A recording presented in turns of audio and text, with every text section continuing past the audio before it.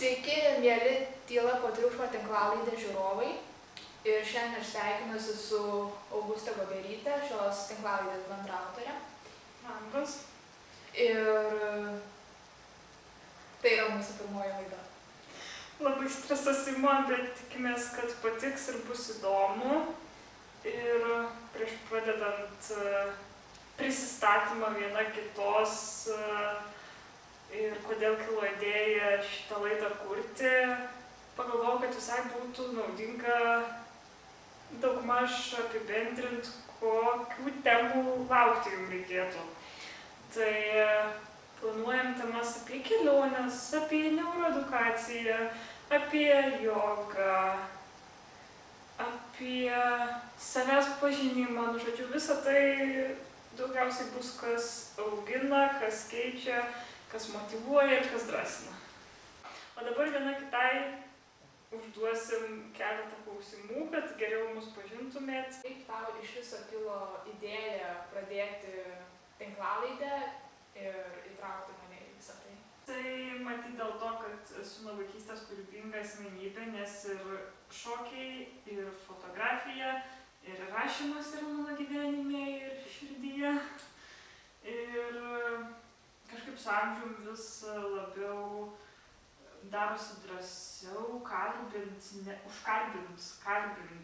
nepažįstamus žmonės ir uždavinėti jam klausimus, nes kažkaip pasisemiu drąsos daugiau ir pradėjau mąstyti, kad norėčiau ką nors savo sukurti kokią laidą, nes ir šiaip mėgstu pasižiūrėti visokias tokias panašias laidas. Labai patinka Jurgos Šeduikytės tarp kitko laidos. Lipt stogai su Jurga vadinasi. Tai dar ir tai gal inspiravo, sakyčiau. Bet kažkaip paskui pagalvodavau, gal ne dabar, gal vėliau.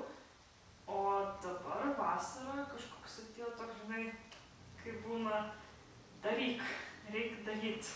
Daugiau drąsos, daugiau pasitikėjimo. Ir galvojau, kad kodėl nepabandžius, tai tikiuosi, kad patiks, tikiuosi, kad gausis viskas gerai ir tikiuosi, kad bus įdomu. O kalbant apie tai, kad kodėl būtent tave pasirinkau, nes lengva bendrauti, lengva panašumų daug radom ir kažkaip pagalvojau, turėtų gautis geras darbas kartu.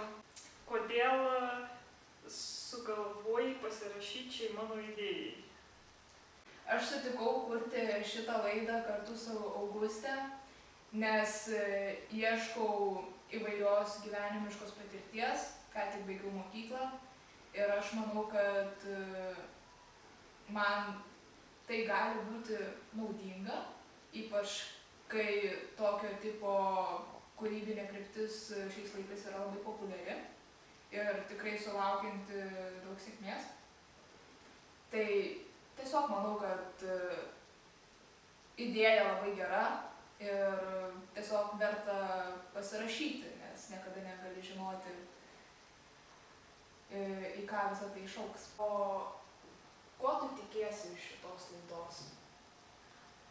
Tikiuosi, kad šita laida įkvėps žiūrinčiuosius, kad tiek žiūrinčiuosius, tiek mus abi dar labiau išdrąsins, pamėtės kokių nors idėjų, kaip kokybiškiau gyvent gyvenimą, pavadinkim taip, kaip turėti įdomesnę dieną, kaip, pavyzdžiui, įtraukti ką nors naują į savo kasdienybę. Tai matyt, to tikiuosi, kad dar labiau užaugins, nes manau, kad reikia visą gyvenimą augti. Tai turbūt tai. Kokių temų dar norėtum ir kokį pašnekovą norėtum pakalbinti, ko mes dar neaptarėm bekurdamos? Gal pažiūrės ir gal sutiks netyčia? Arba gal parašysim. Labai norėtumėm, kad Makalius sutiktų pakalbėti apie keliones. Taip pat čia gal toks toks paprastesnis lygis, bet labai norėčiau, kad mano klasiokai sutiktų pakalbėti.